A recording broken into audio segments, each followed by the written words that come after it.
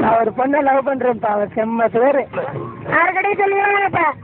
குட்டியில இருந்து சட்டை எடுத்து போட்டேன், யாருன்னே தெரியல, ஆனா எனக்கே தச்சமா இருக்குது, செம்ம அமைப்புப்பா. யாருக்கடே சொல்லிடுறாங்கப்பா. எனக்கு செலவுக்குலன்னு சொல்லி இன்னைக்கு பக்கத்து வீட்டுல இருந்து 100 ரூபாய் எடுத்துட்டேப்பா, செம்ம நோட்டுப்பா. யாருக்கடே சொல்லிடுறாங்கப்பா. இன்னைக்கு என் காலேஜுக்கு எதிரில் ஒரு ஹோட்டல் இருக்கு, கறி அருமையா இருக்கும், அடி பிடிச்சா நல்லா தெம்பா இருக்கு உடம்புக்கு. யாருக்கடே சொல்லிடுறாங்கப்பா. பாத்ரூம் எனக்கு எவனு மேல தண்ணி ஊத்தான் பறந்து வந்துட்டேன். இப்படியே போயிட்டு இருந்தா யாருதான் சொல்றது? நான் சொல்றேன் எங்க நாடகத்தோட தலைப்பு யாருக்கடே சொல்லிடுறாங்கப்பா. ஐநாவும் அறியாத இடத்தில், அறிவியலில் உயர்ந்த இடத்தில் ஒரு நாடு உள்ளது, அதுதான் பொக்கல்லாண்ட். இதை யாரும் இதுவரை கண்டுபிடிக்கவில்லை. இதன் பிரதமர் வைத்தாலயன். இங்கே நடக்கும் ஒரு தன்மான போராட்டம், அதுதான் உங்களுக்காக வரப்போகிறது. யார்கிட்டையும் சொல்லிடாதீங்கப்பா.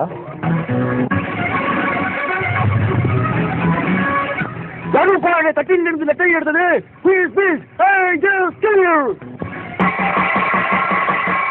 நாட்டு மக்களுக்கு ஒரு அறிவிப்பு, பிரதமர் தட்டில இருந்து லெட்டை காணாமா, இன்னைக்கு பிரேயருக்கு வந்துருவீங்களா? இது பிரதமரோட அறிக்கைங்க.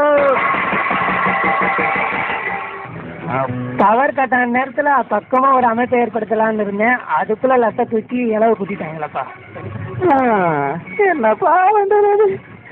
8வது புருஷனை இன்னைக்கு தான் கல்யாணம் பண்ணிட்டு வந்து முதல் இரவு கொண்டாடுற டயத்துல லட்டையா தூக்கணும். அடப்பாவே படிச்சீங்களா? Keep silent. Say the prayer.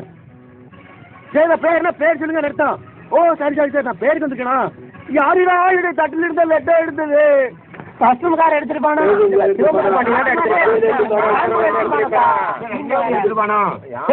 எடுத்துங்கப்பா. நானும் வந்தாலே இருந்து பாத்துட்டு இருக்கேன், ஹாஸ்டல்ல இருக்கிற நினைப்புல நடிச்சுக்கிட்டு இருக்கிறீங்க. இது நாடகம், நம்மளாம் ஒரு நாட்டுல இருக்கோம், அதுக்கேற்ற மாதிரி பேசுங்களா? அப்படின்னா ஆளுங்கட்சி எடுத்துருப்பானோ? இப்படியா இருந்தா யாரும் வலிக்க வர மாட்டீங்க, உங்களை குண்டு மட்டும் தான் கொள்ளணும்.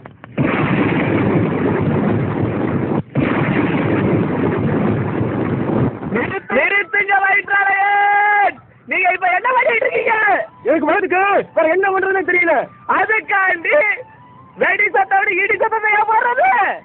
உங்கள்ட்ட ஒரு முக்கியமான விஷயம் பேசணும். சரி எல்லாம் போங்கப்பா. என்ன மிஸ்டர் இப்போனா?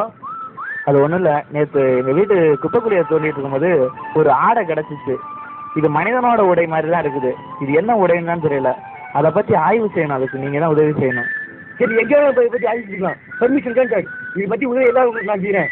இதை பற்றி உங்களுக்கு தெரியணும்னா மிஸ்டர் முக்கீர் ஒரு விஞ்ஞானி இருக்காரு, அவரையும் போய் கொஞ்சம் கேட்டுக்கோங்க. ஓ தேங்க்யூ. வணக்கம் மிஸ்டர் முக்கீர். நான் தான் தலைமை விஞ்ஞானியா இருந்தேன், ஆனா என்னைய காலி பண்ணிட்டு இப்ப நீ தலைமை விஞ்ஞானி ஆயிட்டேன். உன்னை தக்க சமயத்துல பழி வாங்காம விட மாட்டேன். ஆகி போனா வாங்க மிஸ்டர், ஆகி போனா வாங்க வாங்க. இந்த ஆடை பாத்தீங்களா? இது மனிதர்கள் உடை போலவே தெரிகிறது. அப்பனா இது எந்த கால மனிதர்கள் இதை பயன்படுத்தியிருப்பாங்க? அதிகாலத்துல மனிதர்கள் இப்படித்தான் பயன்படுத்தியிருப்பாங்கன்னு நினைக்கிறேன்.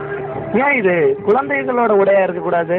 இருக்க வாய்ப்பே இல்லை, இது 90 இன்ச் இருக்கு, குழந்தைகள் பயன்படுத்தவே முடியாது.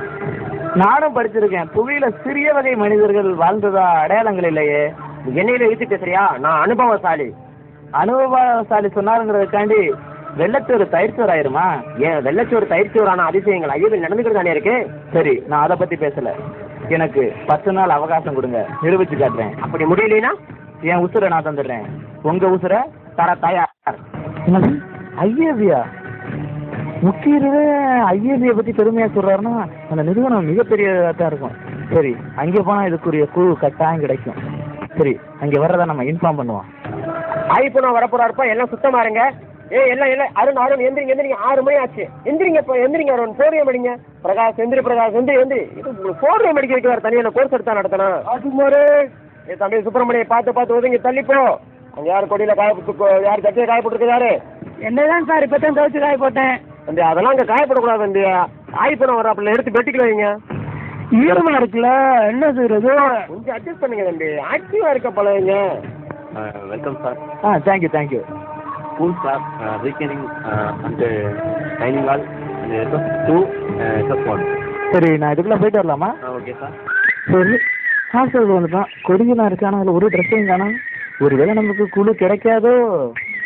கட்டி கூட கொடியில் ஆயப்பட மாட்டாங்க, அவங்க தலையில ஆயப்படுறது. தம்பி தம்பி தம்பி அது என்னது ஜட்டின்னா என்னப்பா? இதே சட்டி இது கூட தெரியாம இருக்க கடுப்பு கலப்பாம போடலாம். சரி இது மாதிரி ஒண்ணுதான்ப்பா நானும் கண்டுபிடிச்சேன். இது எங்கேப்பா போடுறது? இது கூட தெரியாது. நீங்களாம் ஒரு விஞ்ஞானி. எங்களை 6 மணிக்கே எழுத்து உசுர வாங்குறாங்க இன்னைக்கு. இதெல்லாம் தெரியலன்னா மனுஷனத்துக்கு அவமானம்யா. உன்னோட அறிவுக்கு நீர் தொடர்ந்துட்டப்பா, மிக்க நன்றி. யார்கிட்டயானா இந்த விஷயத்த சொல்லிடாதப்பா. என்னடா ஆகி போனா என்ன ஆச்சு? எனது தோல்வியை நான் ஒப்புக்கொள்கிறேன். இந்த தருணத்தை தான் நான் எதிர்நோக்கி காத்திருந்தேனடா ஆகி போனா. என்னுடைய உயிரை எடுத்துக் கொள்ளுங்கள். உன்னை என் காலாலேயே மிதித்துக் கொண்டாதான் என் ஆத்திரம் அடங்குமடா. அன்புள்ள மக்களுக்கு வணக்கம். நான் தான் ஆகி போன எழுதிக் கொள்ளும் இறுதி கடிதம். இது உங்கள் கைகளில் கிடைக்கலாம், கிடைக்காமலும் இருக்கலாம். நாம் அறிவியல் துறையில் செய்திருக்கிறோம் பல சாதனை. இருந்தும் ஜட்டி போடுவதை அறியாமலேயே இருந்திருக்கிறோமே, எத்தப் பெரிய வேதனை. முக்கிய போன்ற விஞ்ஞானிகளுக்கு இது தெரிந்திருந்தால் உலக அரங்கில் நமக்கு அவமானம் ஏற்பட்டிருக்கும். அது தெரியாமல் இருக்கவே எனது உயிரை விட்டேன். இந்த தலைமுறை ஜட்டி என்ற ஒன்றை தெரியாமலேயே இருக்கட்டும். நமது கௌரவம் உலகில் உயரட்டும். இதற்கு என் உயிர் விலையாக இருக்கட்டும்.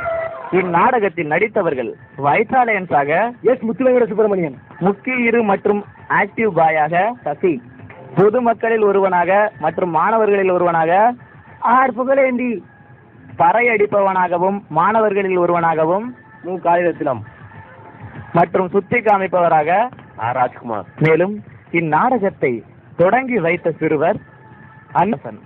இந்த நாடகத்தை இயக்கி மற்றும் ஆயிப்போனாவாக நடித்தவர் பொன் சக்திவேல். வணக்கம். சக்திவேல் தான்.